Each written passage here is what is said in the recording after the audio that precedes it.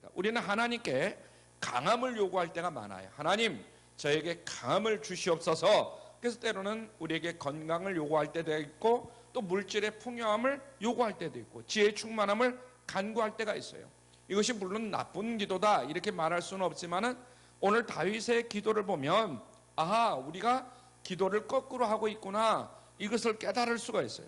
우리가 볼 때는 다윗의 기도가 잘못된 듯 보이지만은 다윗은 믿음의 거장이다, 이런 이야기를 우리가 할 수밖에 없잖아요.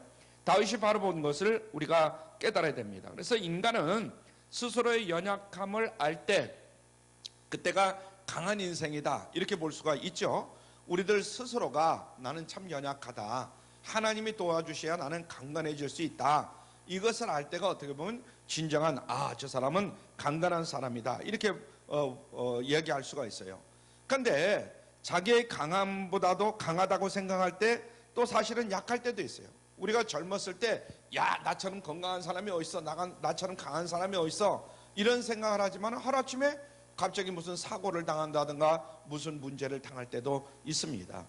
인간이 스스로를 착각하고 있기 때문에 그런 생각을 가지죠. 그래서 착각하면 자기도 남도 망하게 됩니다. 제가 얼마 전까지만 해도 야, 사람이 아프긴 뭘 아파, 그래서 저는 안 아플 줄 알았어요. 근데 한 3년 전부터 어디가 아프기 시작해가지고 병원에 가게 되고 그러더니 계속해서 아프더라, 이 말입니다. 그래서 인간이 스스로 착각하는 경우가 많아요. 그렇죠? 자기 자신을 착각하는 경우가 많습니다. 우리는 사실 인간이라는 것은 한없이 연약한 것이 우리 인간이다. 사랑하는 성도 여러분, 우리의 연약함을 깨달아야 될 줄로 믿습니다. 할렐루야. 우리 인간은 어떤 사람이다? 연약한 사람이다. 이것을 깨달아야 돼요. 그래서 하나님 앞에 지극히 늘 겸손한 자가 되어서 살아가야 될 줄로 믿습니다. 하나님 앞에 겸손해야 된다. 그것이 우리가 힘을 얻고 세상을 이기는 바로 길이 될 수 있다. 그래서 우리는 어떻게 우리 인생의 연약함을 알 수가 있는가, 오늘 이 시간 다시 한번 여러분들이 그걸 깨달을 수 있고, 첫 번째로 오늘 다윗을 보면 다윗은 자기 인생이 짧다는 데에서 연약함을 깨달았어요. 한번 따라하죠. 자기 인생이 짧다는 데서 연약함을 깨달았다. 우리 인생이란 것은 짧아요. 그죠? 그럼으로써 짧은 것을 깨달음으로 자기 연약함을 알았다 이거예요. 우리 인생은 긴 듯 싶지만 참으로 짧은 것이 우리 인생입니다. 오늘 본문 5절에 보니까 다윗은 자기 날이 손넓이만 하다는 거예요. 이 손넓이만 하다는 거예요.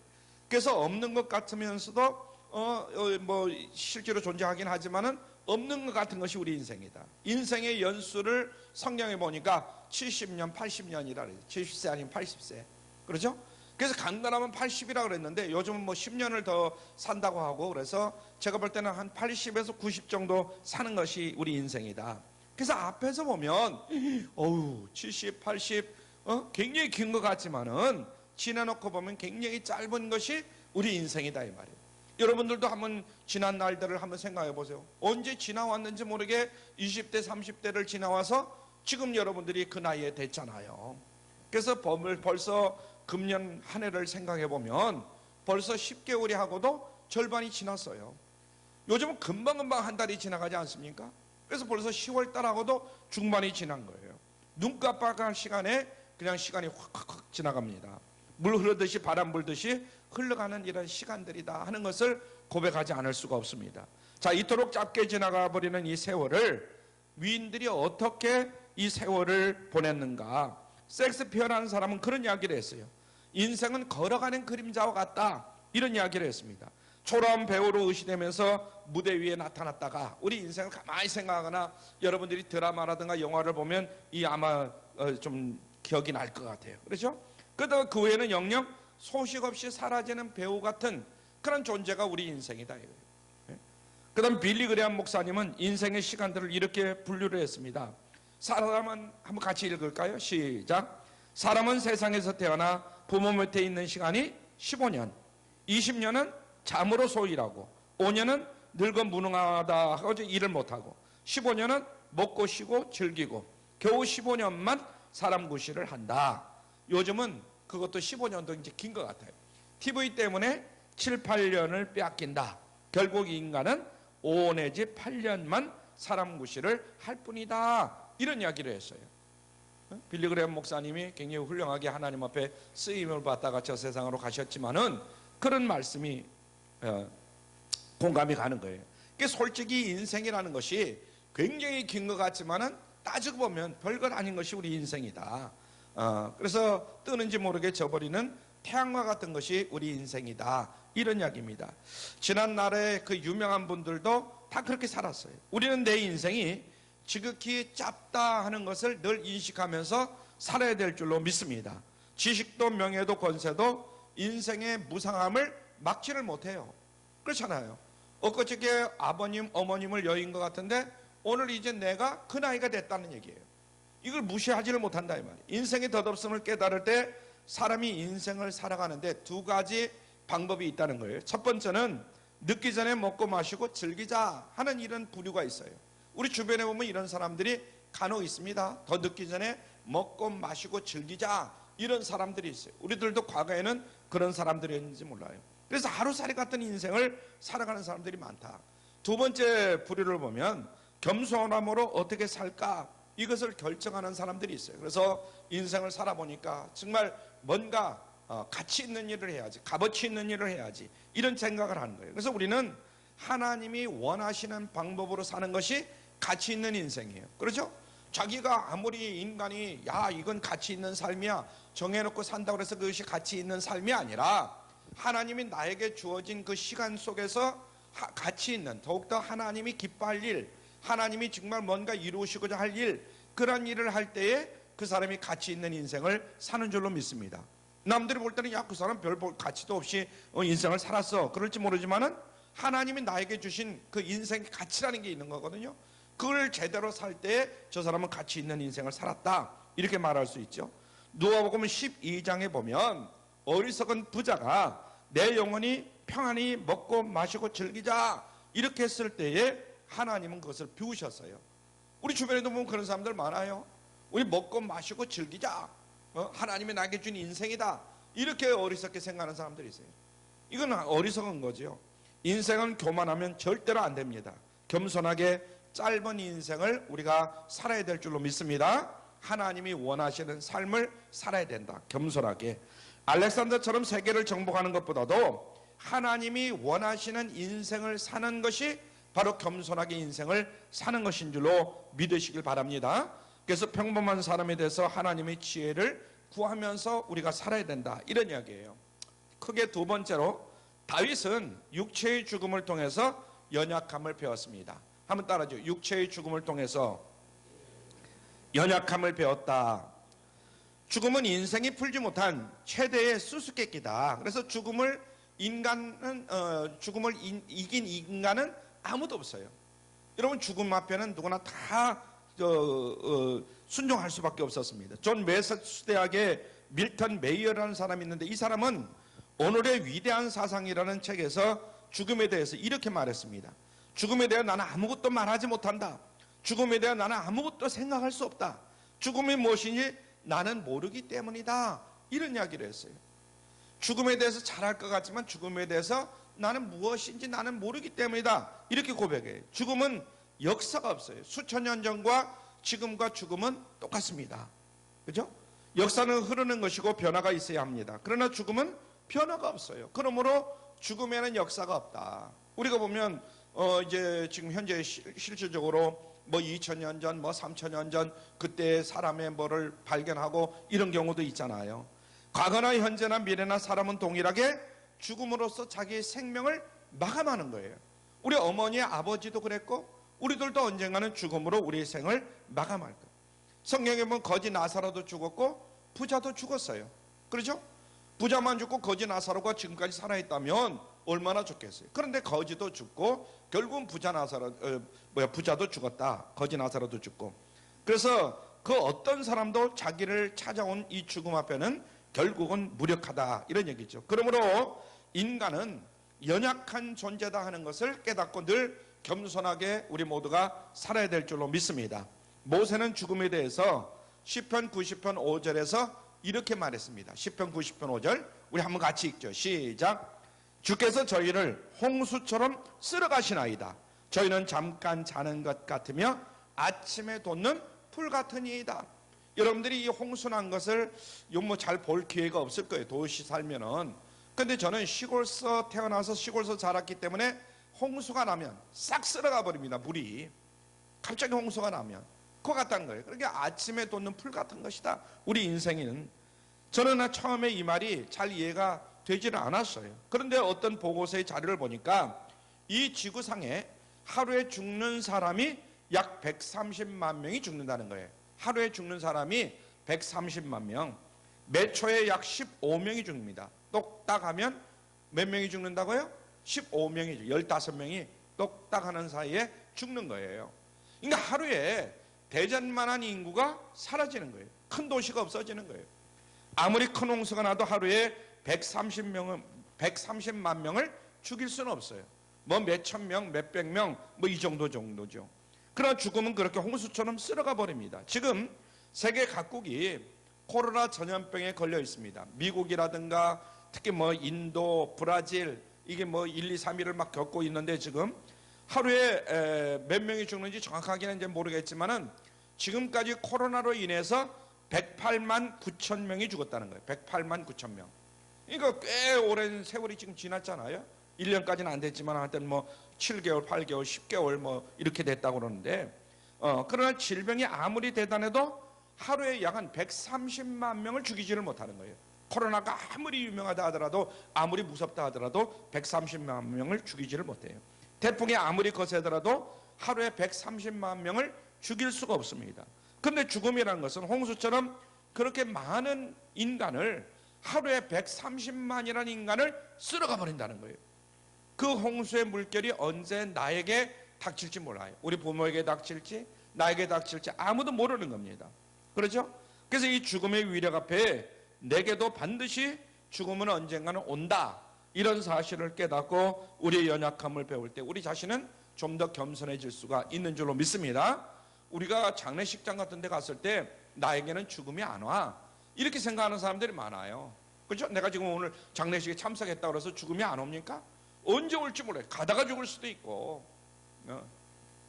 전도서 7장 2절에 보니까 이렇게 말씀했어요. 우리 같이 읽죠. 시작. 초상집에 가는 것이 잔치집에 가는 것보다 나으니 모든 사람의 결국이 이와 같이 됨이라. 산자가 이것에 유심하리로다, 이렇게 말했어요. 그래서 오히려 결혼식장이라든가 애들 돌집이라든가 이런 데 가는 것보다는 초상집에 가는 것이 오히려 유익하다. 물론 가서 위로해 주는 거, 이것도 유익한 것이지만은 자기 자신이 언젠가는 나도 이 사람처럼 죽을 수 있다, 이것을 깨달아야 된다는 거예요. 초상집에서. 그죠? 그래서 인생의 지혜를 배울 수가 있다는 거죠. 사람들은 매일 집을 떠나면서 차를 타면서도 오늘도 무사히 지내기를 바라는 그런 경우가 많아요. 그래서 안녕히 다녀오세요, 이런 이야기를 하잖아요. 그래서 언젠가부터 인사가 안녕이야. 안녕히 잘 다녀오세요, 안녕히 가세요, 뭐 이런 이야기를 합니다. 그러나 우리는 죽음이 올 때에 준비된 사람으로 죽음을 맞이할 수 있게 하여 주옵소서, 이 기도를 거기에다 더해야 될 줄로 믿습니다. 안녕이라는 말에다가 더할 것은 정말 우리가 늘 준비로 기도함으로써 준비해야 된다. 우리가 언제 어떻게 될지 모르니까. 그래서 무사하기만 바라지 말고 언제까지 우리가 피할 수 없는 죽음이다, 이렇게 생각하면 늘 준비하면서 죽음을 맞이할 수 있는 우리 모두가 되어야 될 줄로 믿습니다. 버스나 택시를 타보면은, 요즘 뭐 제가 좀 버스나 택시를 잘 탈 기회가 없는데 옛날에 타보면 어린 사무엘이 기도하는 그런 장면이 그 버스나 택시에 이렇게 있습니다. 아마 가족이나 뭐 하여튼 기사가 뭐 붙여놓거나 하여튼 약간 오늘도 무사히라는 말을 써놓은 경우가 많아요. 그러나 사무엘은 아빠가 무사히 잘 다녀오기를 기도한 적이 없어요. 우리는 죽음을 준비한 상태로 맞아야 된다. 아멘. 저는 20대 때에 20대 지나서 이제 30대 초반이죠. 공무원 생활을 하다가 이제 매형 밑에 가서 그 매형 거기에 이제 관리부장이 갑자기 외국을 떠나는 바람에, 돈 벌러 외국을 떠나는 바람에 자리가 비었어요. 그래서 그 자리에 가서 일을 배우면서 그 자리의 역할을 하는 거예요. 그런데 그냥 다니려니까 이 다리도 아프고 시간도 많이 소비되는 거예요. 그래서 오토바이를 타고 오토바이를 다니는 거예요. 그래서 그 당시 중앙청 뒤에 그 집을 짓는데 거기를 갔다가 또 회사로 봉천동인데 회사로 빨리 와야 되니까 오토바이를 타고 쫙 하고 그 중앙청 거기를 내려오는데 신호가 갑자기 바뀌면서 야기하기는 그렇지만 하여튼 관청에 있는 그 사람 차를 그냥 들이받았어요.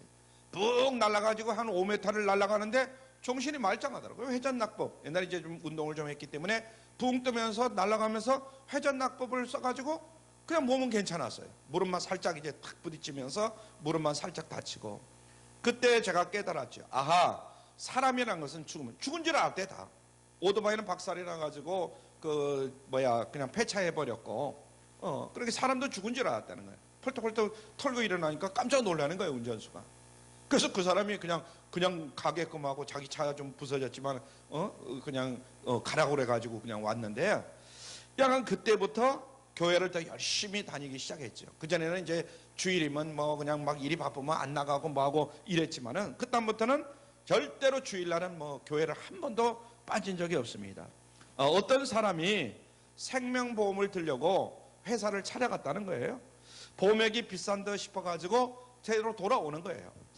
좀 비싼데 좀 다음에 좀 더 여유가 생기면 그때 들게요 하고 보험회사에서 그냥 나오다가 그 건널목에 와서 버스를 타려고 건널목으로 이제 지나오는데 건널목에서 차 사고가 나가지고 그냥 그대로 즉사해버렸어요.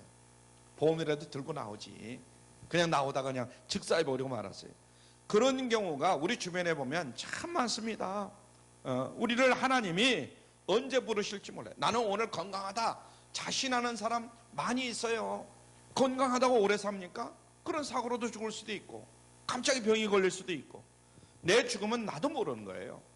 제 친구 가운데 비실비실하는 친구가 하나 있었는데 그 친구는요, 그 학교 다닐 때 비실비실했거든요. 지금도 비실비실하면서도 지금도 살아있어요. 그보다 건강하다는 아이들은 일찍 죽은 아이들도 있어요. 이게 사람이라는 건 언제 어떻게 될지 몰라요. 그러므로 우리는 언제나 하나님 앞에 겸손할 줄 알아야 될 줄 믿습니다. 아멘. 나는 뭐 100년 200년 막 살 것 같지만은 그렇지를 못한 경우가 많아요. 그래서 오늘도 무사하기만 바랄 것 아니라 하나님이 부르실 때에 언제든지 준비된 사람으로 하나님 앞에 설 수 있도록 죽음을 맞이할 수 있는 우리 모두가 되어야 될 줄로 믿습니다. 할렐루야. 그래서 어떤 젊은 청년이 28살에 암이 걸렸어요. 1년 사이에 바짝 말라버렸습니다. 우리 주변에도 그런 사람들이 있어요. 앞변 주사를 맞고 중환자실에서 해골이 돼가지고 죽음을 맞이하게 되는데, 이 사람은 서울대학을 졸업했어요. 의사들이 가족들 다 같이 그의 병명이 암이라는 그런 사실을 숨기는 거예요. 이 사람한테는 학교는 서울대학을 나오고, 다만 몇 달을 이제 치료받으면 깨끗하게 뭐 고침받고 나갈 것이다, 이런 이야기를 해주는 거예요, 이 청년에게. 그러니까 청년은 예수 믿으라고 주변에서 얘기해도 그냥 헛웃음만 웃는 거예요. 매일같이 견딜 수 없는 통증으로 몸부림을 치면서도 나는 곧 나갈 것이다, 나는 곧 고침받을 것이다, 이런 생각을 하는 거예요. 그러면서 이제 그 어머니가 교회를 다니고 그래서 목사님을 초빙해가지고 그 청년은 이제 신방을 갔는데, 문병을 갔는데, 청년이 예수를 아무리 증거해도 코웃음을 치는 거예요. 그 목사님이 너무나 안타까운 거예요. 비애를 느낄 수밖에 없었다는 거죠. 그렇습니다, 여러분. 예수 그리스도를 알지 못하는 사람은 똑같은 인생이 될 수밖에 없어요. 길고 짧은 차이는 있을지 모르지만 모든 사람은 다 같이 죽음을 소유한 인생이다. 이것을 우리가 깨달아야 돼요. 그래서 오늘 건강하다고 거리로 할뻔한 사람도 죽음을 소유한 그런 인생이다 하는 것을 늘 깨닫고 하나님 앞에 겸손할 줄 아는 우리 모두가 되어야 될 줄 믿습니다. 할렐루야. 우리는 지금 예수님을 믿지만 그렇지 않은 사람들이 너무 많거든요. 세 번째로, 인생의 카운트다운은 이미 시작됐다는 것을 늘 기억하면서 살아야 돼요. 그래서 우리는 죽음 앞에 있는 사람들이다. 하나님 앞에 연약함을 배울 때 인간은 강해질 수가 있고 보람 있게 살 수가 있어요. 죽음과 덧없음은 죄의 결과로 오는 것인데 사망이 이렇게 되는 거죠. 그래서 죄 문제를 해결해 놓고 인생을 살아야 될 줄로 믿습니다. 우리가 언제 어떻게 될지를 모르잖아요. 그래서 이 문제를, 이 죽음 앞에 우리가 죽으면 어떻게 되느냐, 천국으로 간다, 하늘나라로 간다, 이런 확실한 해결이 없이는 안 돼요. 인간에게는 영의 죽음, 육신의 죽음, 영원한 죽음, 이 세 죽음이 있어요. 한번 따라하죠. 영의 죽음, 육신의 죽음, 영원한 죽음. 이것이 순서적으로 찾아옵니다.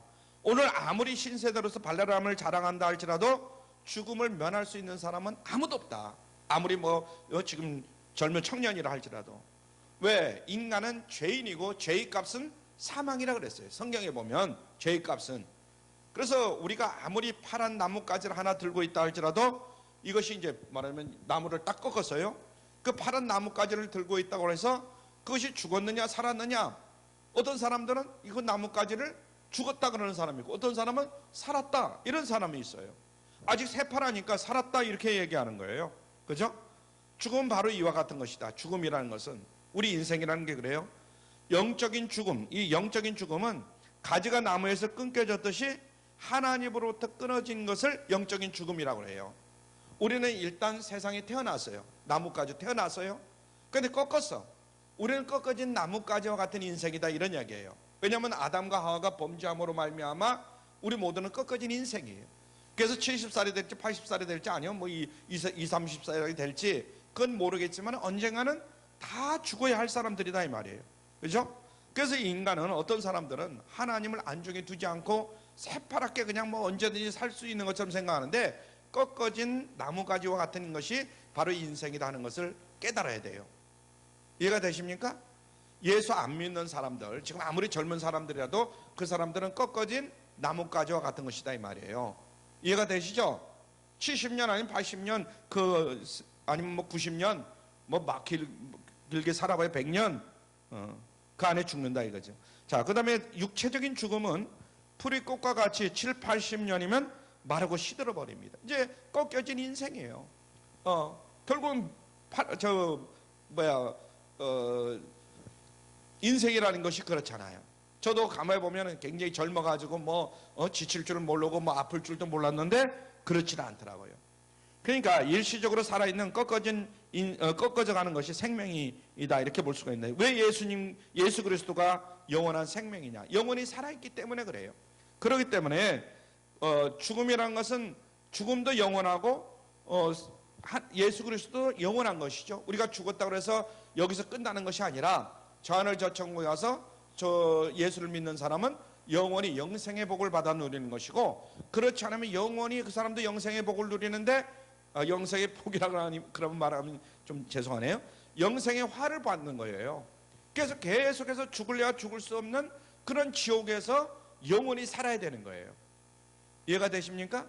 예수님을 믿는 사람은 영원히 복을 받아서 잘 살게 되고 천국에서, 낙원에서. 근데 예수를 안 믿는 사람은 지옥에서 영원히 죽지 못하고 고생하면서 살고 있는 겁니다. 지금 아무리 풀어도 반드시 메마른 때가 온다. 그래서 농부가 불태우는 날이 오잖아요. 들판에 이렇게 보면은. 그래서 하나님이 육신적인 죽음 뒤에 심판을 하신다는 것을 늘 기억하면서 살아야 될 줄 믿습니다. 불신자에게는 영원한 죽음이 준비되어 있다는 거. 왜 그러냐? 죄의 결과로 그렇습니다. 여러분은 이 죽음에 대해서 늘 생각하고 있는지 모르겠어요. 그날에 여러분들은 정말 주님께서 부르셔서 저 하늘 저 천국에 다 들어갈 수 있기를 바랍니다. 할렐루야. 예수님께서 하나님 아버지를 불렀잖아요.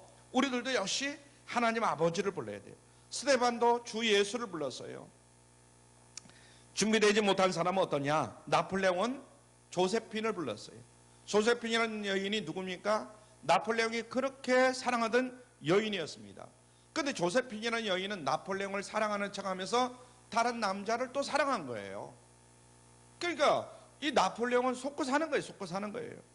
오늘날 이 속고 사는 인생이 얼마나 많은지 몰라요. 제가 너무 노골적으로 얘기했는 게 모르지만 어떤 사람은 돈에 속고, 어떤 사람은 여자에 속고, 어떤 사람은 명예에 속고, 다 속고 사는 거예요. 그래서 그 사실을 나폴레옹이 알았다면 얼마나 나폴레옹이 비참해졌을까, 이런 생각을 해봅니다. 프랑스의 철학자 볼테르는 불가지론자입니다. 불가지론자. 어떤 사람이냐면 하나님, 천국, 지옥 등 이성으로 해결할 수 없는 것은 존재하지 않는다, 이렇게 얘기했어요. 이성으로 존재하지 않는 건 존재하지 않는다, 이런 이야기를 한 거예요. 그래서 자기가 살고 있을 때 어떤 때는 돈, 어떤 때는 권력, 어떤 때는 그냥 그때그때마다 즐기면서 사는 거예요. 그런데 그는 죽는 순간에 나는 이제 지옥으로 간다 그러면서 지옥으로 떨어져 버리고 말았어요. 볼테르라는 사람, 유명한 사람입니다. 여러분이 기억해 놓으시길 바라고요. 그래서 우리는 죽음의 이 죄의 문제를 해결해야 된다. 언제 죽을지 모르기 때문에 우리가 목숨이 붙어 있는 한, 이 생명이 붙어 있는 한 이때에 우리가 이 문제를 해결해야 된다. 일단 죄의 문제를 해결해 놓고 살아야 될 줄로 믿습니다. 그래서 그런 면으로 볼 때 여러분은 참으로 지혜로운 사람이다, 이렇게 말할 수가 있죠. 그래서 예수 그리스도가 나의 죄 때문에 십자가를 짊어지셨다, 이것을 깨달아 알아야 된다. 모든 죄인을 예수님이 십자가에 죽으심으로 말미암아 건지신 줄로 믿습니다. 구원 얻기 위해서 우리가 무엇을 해야 하는 것이 아니라 예수님을 믿을 때 그 믿음으로 말미암아 우리 모두가 구원을 얻는 줄로 믿습니다. 할렐루야. 그래서 범죄한 인간에게 하나님은 너는 흙이니 흙으로 돌아가라 그랬어요. 성경에 보니까 분명히 그랬죠. 그러나 요한복음 11장에 보니까 예수님은 나는 부활이요 생명이니 나를 믿는 자는 죽어도 살겠고 무릇 살아서 나를 믿는 자는 영원히 죽지 아니하리라 그랬습니다.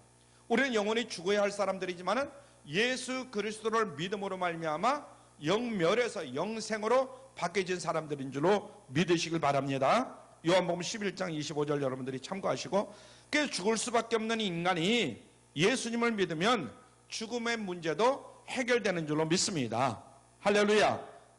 그래서 예수님을 믿으면 죽음 문제도 해결된다. 예수님을 믿으면 생의 허물을 우리가 얼마든지 극복할 수가 있습니다. 그래서 왜 그러냐면 영생을 소유할 수 있기 때문에 그런 거죠. 시간과 영원히 만나는 체험을 하게 되는 거죠.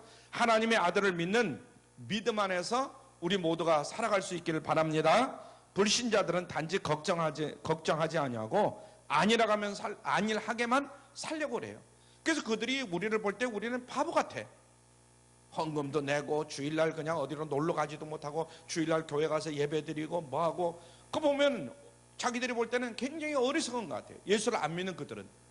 그럼 그들이 어리석은 거죠. 알고 보면 야간 신자는 예수님을 믿고 인생이 짧은 줄 알고 순간순간을 보람있게 살고, 그리고 예수 그리스도를 위해서 죽는 것인 줄로 믿으시길 바랍니다. 그러면 인생의 허무와 고통을 얼마나 극복할 수가 있는 것이다. 죽음의 공포에서 해방될 수가 있는 것이다, 이런 얘기죠. 우리 모두 영생 얻을 준비를 늘 하면서 살아가는 지혜로운 사람들이 되어야 될 줄로 믿습니다. 나를 맞을 하나님의 나라를 준비를, 하나님 나라의 준비를 지금부터 열심히 해야 된다. 그러면 잠을 자다가도 죽어도 하늘나라예요. 우리가 결국은 잠을 자다가도 하늘나라로 가는 사람들이 있어요. 그렇잖아요. 어떤 사람들은 뭐 어떤 일을 하다가도 그렇지만은 옷을 다시 못 입어도 우리는 죽으면 저 하늘 저 천국에 하나님 앞으로 가는 겁니다. 할렐루야. 엊그제도 제가 병원을 갔는데, 병원에 가면 갖가지 병에 걸린 사람들이 굉장히 많아요. 내과에 가면 내과병, 외과에 가면 외과병, 하여튼 병원에 가면 전부 다 아픈 사람이에요. 제가 건강하다는 그 사실 자체가 어떻게 보면 기적이다, 이런 얘기예요. 그렇죠? 그래서 주님이 함께 해주시기 때문에 내가 건강할 수가 있는 거죠. 내 마음의 공포가 사라집니다. 예수 믿는 사람은 죽음 직전에도 살아나는 경우도 많아요. 그렇죠? 저 사람 죽었다 그러는데 또 살아나는 경우가 참 많습니다. 갈라디아서 2장 20절에 보니까 이런 말씀이 있어요. 시작. 내가 그리스도와 함께 십자가에 못 박혔나니 그런즉 이제는 내가 산 것이 아니요 오직 내 안에 그리스도께서 사신 것이라. 이제 내가 사는 것은 나를 사랑하사 나를 위하여 자기 몸을 버리신 하나님의 아들을 믿는 믿음 안에서 사는 것이라. 할렐루야. 우리는 이제는 살아도 누구를 위해서 살아요? 주님을 위해서 살아요. 이제는 믿음 안에서 사는 것이 우리의 삶인 것을 깨달을 수 있길 바랍니다. 예수 그리스도만이 향락하던 인생을 새 삶이 되게 하는 의미 있는 그런 삶을 살게 하시는 거죠. 그래서 주님 안에서만 죽음의 공포가 해결되는 줄로 믿습니다. 인생의 허무가 사라지고 인생의 여러 가지 그 두려움이라든가 이런 것들이 사라지는 거죠. 세상에서 제멋대로 살아가는 사람은 그리스도를 만난 후에는 그의 인생이 180도 회전하는 것을 봅니다. 지금까지는 세상 것들 뭐 돈이다 뭐다 그것만 쫓아다니던 사람이 예수님을 믿고 나서부터는 예수님을 최고로 아는 사람이 되는 거예요. 놀라운 변화를 받은 사람들이 굉장히 많습니다. 그래서 지난날의 잘못을 회개하고 남은 인생을 순간순간 주님의 뜻에 맡기는 놀라운 기적이 일어나는 이런 삶이 많아요. 여러분들도 그렇게 된 줄로 믿고 또 여러분들을 아는 사람들 가운데 그렇게 되기를 주님의 이름으로 축원합니다. 로마서 14장 8절에 보니까 이렇게 말씀했어요. 시작. 우리가 살아도 주를 위하여 살고 죽어도 주를 위하여 죽나니 그러므로 죽으나 사나 우리가 누구의 것이로다? 주의 것이로다. 할렐루야. 로마서 14장 8절 한번 다시 봉독할까요? 시작. 우리가 살아도 주를 위하여 살고 죽어도 주를 위하여 죽나니 그러므로 죽으나 사나 우리가 누구의 것이로다? 주의 것이로다. 할렐루야. 더 이상 어리석은 삶을 살지 아니하는 여러분들 되시길 바랍니다. 아무것도 아니면서도 모든 것을 가진 것처럼 인생을 속으면서 살면 안 돼요. 어떤 사람은 돈이 딱 큰 소리 빵빵 치는데 건강이 있습니까? 아니면 또 뭐가 있습니까? 알고 보면 우리가 다 갖출 수는 없는 거예요. 모든 것을 다 가진 것처럼 인생을 속고 사는 사람이 얼마나 많은지 몰라요. 생명의 주인 되신 주님 앞으로 우리는 언젠가는 돌아가야 됩니다. 아멘. 우리 인생의 주인은 누구냐면 주님이셔요. 그리고 죄의 용서함을 받고 영원히 사는 영생을 모두가 얻어야 될 줄로 믿습니다. 예수를 믿는다고 하면서도 아직도 주님 앞에 겸손히 자기 자신의 연약함을 고백하지 못하고 세상의 낙에 취해가지고 한 발은 세상에 걸치고 한 발은 주님께 걸치고 이렇게 사는 이중생활하는 사람들이 우리 주변에 보면 얼마나 많은지 몰라요. 그렇잖아요.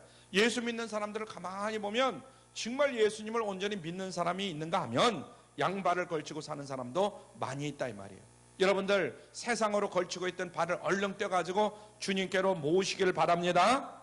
이 시간 세상과의 발을 떼시길 바랍니다.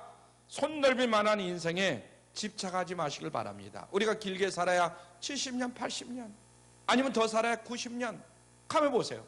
이제 남은 인생 얼마나 살는지 모르겠어요. 여러분들 가진 것 가지고 그러면 돈 자녀에게 준다?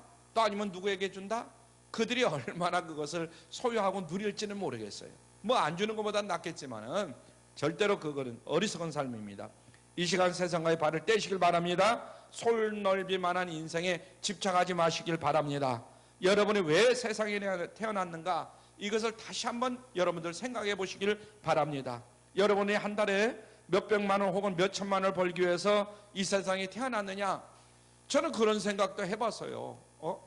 최소한도 한 달에 1억은 벌어야 된다. 그래봐야 1년에 12억밖에 안 돼요. 사실은 1년에 한 달에 10억씩 벌어야 120억이 될 수 있어요. 그럼 나머지 쓰고 모아봐야 평생 모아봐야 얼마나 모을 수 있겠어요. 그런 생각도 해보고 별 다 해봤습니다. 남자 여자 사람 얻기 위해서 여러분들 태어난 것으로 생각하면 절대로 안 돼요.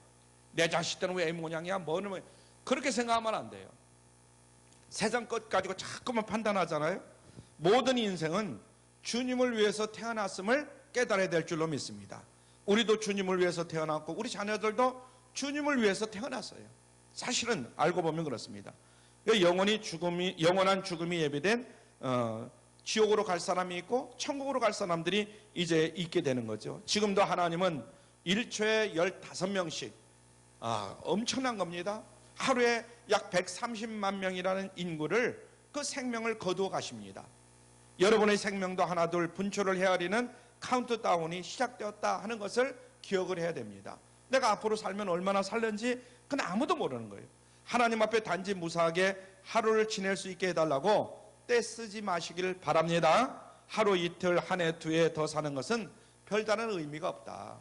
어떤 사람은 더 살 거고 어떤 사람은 덜 살 거겠지만은 그래서 우리 모두가 구원받고 살아야 될 줄로 믿습니다.